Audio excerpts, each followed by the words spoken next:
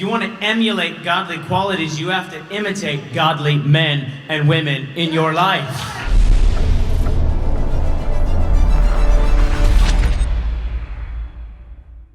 Amen. Well, Coleen and I want to quickly talk to you about the dream date.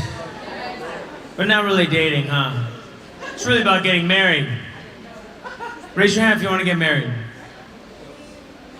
All right, that's good.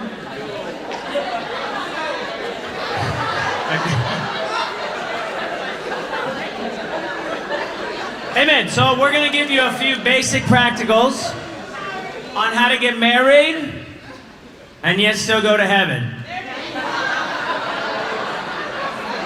In Jeremiah chapter 12, verse 5, it says, if you have run with men and they have tired you out, how can you compete with horses? There is no relationship more difficult than your spouse. It is not because they are more sinful, it is because they just have more sin. You're going to live the rest of your life with that person. And marriage will refine you or it will destroy you. I want to talk about the number one reason that disciples are not ready to get married. And that is that they are immoral. Not sexually immoral, relationally immoral. At the beginning of Job, he's afflicted by Satan. And his wife comes to him and she says, are you still holding on to your dignity? Curse God and die. And what does he say? You're speaking like a foolish woman. But the word foolish means to be without morality. It says you're speaking like an immoral woman. Well, what was her immorality targeted at? Him. He did not need that. He needed support. It is relationally immoral. If you cannot take care of your life, that you would aspire to take care of someone else's. It is not moral if you cannot even pay your bills to think that you can start to pay someone else's bills. It is immoral if you think that if you cannot be spiritual, doing the best you have ever done right now, that you would then aspire to take on someone else's relationship with God. If you really want to be ready to date and get married, then focus on God. You want to know how I got Coleen? I got baptized October 1st, 2006.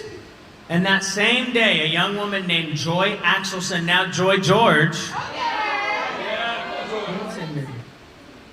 was baptized. No, 2 weeks later, was baptized. And I remember this beautiful woman, young lady, wearing a gray women's professional suit.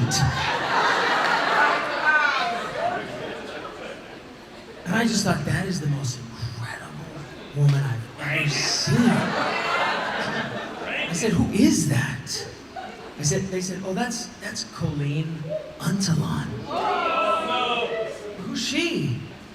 She's the shepherd's daughter.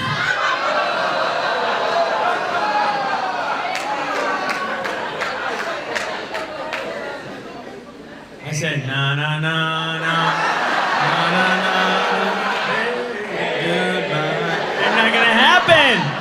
So I just resolved to move on. Can't have hope deferred if you don't put your hope in the wrong things. You know how I got Coleen? By not trying to get Coleen. I was focused on just being the best disciple I can be. That was my focus. To be the best I can be. And that is what caught her attention. You see, if you're trying to catch someone's attention, that's called being worldly. If you really want to marry someone that is going to augment your relationship with God, then it will be God who brings them to you. And so I want to give you the single greatest piece of advice on how to prepare yourself to get married. 1 Corinthians 11, verse 1. If you really want to get married, if you really want to take your life to the next level, one word, imitation. Now I want to tell you something, but it's hard. And I don't know if you're ready to hear it. Maybe we'll save it for another time. I don't think you're ready. You can't handle it. Okay, are you ready? Ready? Idiots don't imitate. People don't imitate because they think they're awesome. But you're not awesome. You're an idiot. What is an idiot? It's someone who is just unschooled, foolish, without sense. You're senseless. If you want to grow as a disciple, what do? You imitate. If you want to get married, you got to become a better disciple. And at the end of the day, it's not the person you're not imitating, it's God. 1 Corinthians 11:1, follow my example as I follow the example of Christ. Or as others translations, imitate my example as I imitate the example of Christ. If you want to emulate godly qualities, you have to imitate godly men and women in your life. You have incredible godly men and women around you. It's time to start imitating. They will guide you to people that are going to be good for you. The person that you are natural to like is probably not the person that's going to be good for you. What is the single greatest example of imitation in the world? Children. Children. You don't have to ask children to imitate. They want to be just like their mom, just like their dad. You got to be like a child. Jesus brought the children, and what did he tell his disciples? The kingdom belongs to such as these. The dream to date and get married is going to come through one thing, and that is imitating the godliness in your leaders. I give you Coleen.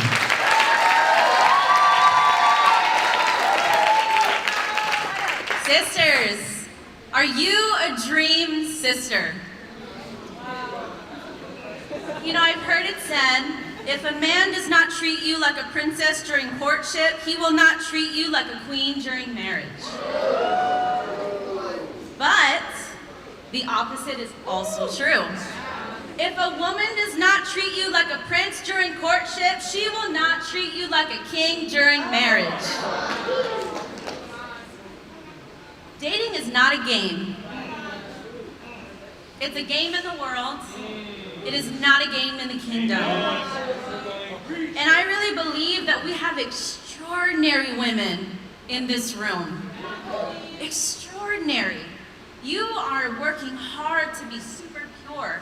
You're working hard to give your whole life to God. You're trying to be excellent in every area of your life. But then when it comes to dating, it's like, what happened?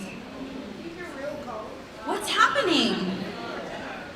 It's like this is an area in our sisters' lives that we just like want to do our own thing. In Proverbs chapter 3, verse 5, y'all know I like the TPT version. It says, trust in the Lord completely and do not rely on your own opinions. With all of your heart, rely on Him to guide you, and He will lead you in every decision you make. And I believe that one of the things that can be difficult for sisters in this area is we're trying to make decisions on our own. Because we think we know what we need, and we think we also know what we want. But you know what's the most difficult question I usually get asked? What do you want to eat? That is the hardest question. So please don't ask me that question, because I cannot decide. So in the same way, something more important than what are you going to eat, who you're going to marry. And how is God going to help you make that decision? Is yes, the Holy Scriptures, yes, the Lord, yes, the Spirit, but the women in our life. And I find it really interesting that we get prideful in this area. Have you been married before?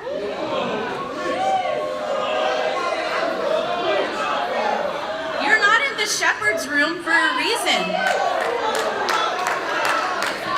Sisters, you're in this room for a reason. Because you don't know how to get married. You think you know how to get married, but you don't know how to get married because you're still in this room.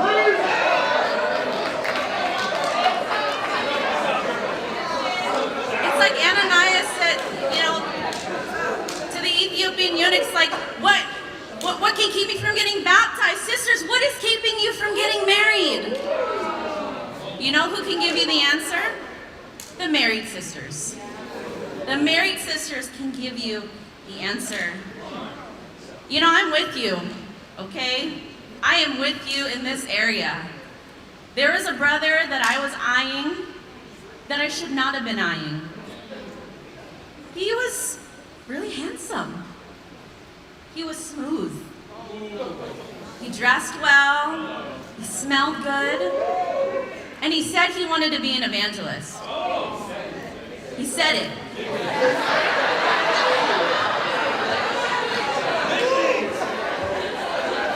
And you know what I did? I went after that brother.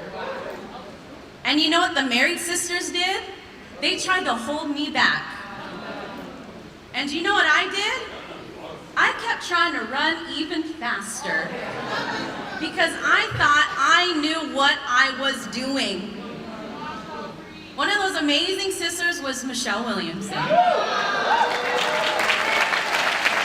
Michael and Michelle.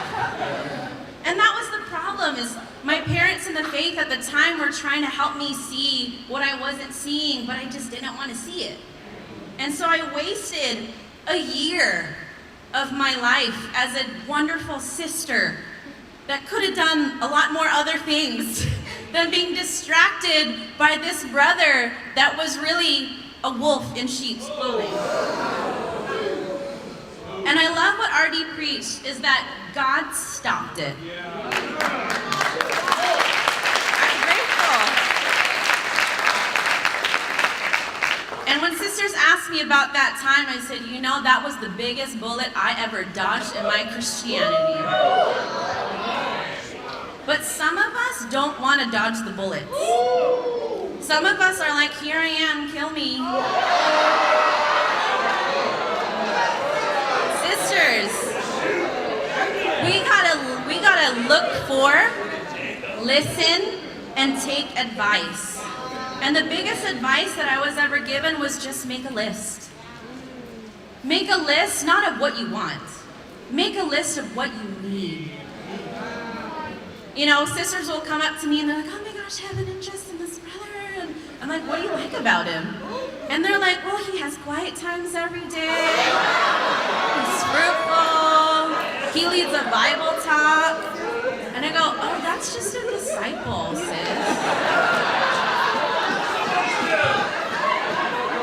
What else? Please do not study out Song of Songs. Do not study out Song of Songs. But Song of Songs 2 verse 3 says, like an apple tree among the trees of the forest is my beloved among the young men. What stands out among the amazing princes in the kingdom that we have? What is it? Why is he special? I made a list. That's what I was advised to do. I made a list of what qualities I needed to get to heaven. These were qualities I lacked. Number 1 was resilience. Number 2 was boldness. Number 3, someone that liked to have fun, because I just think fun is such a waste of time. And number 4, someone that would put me in my place.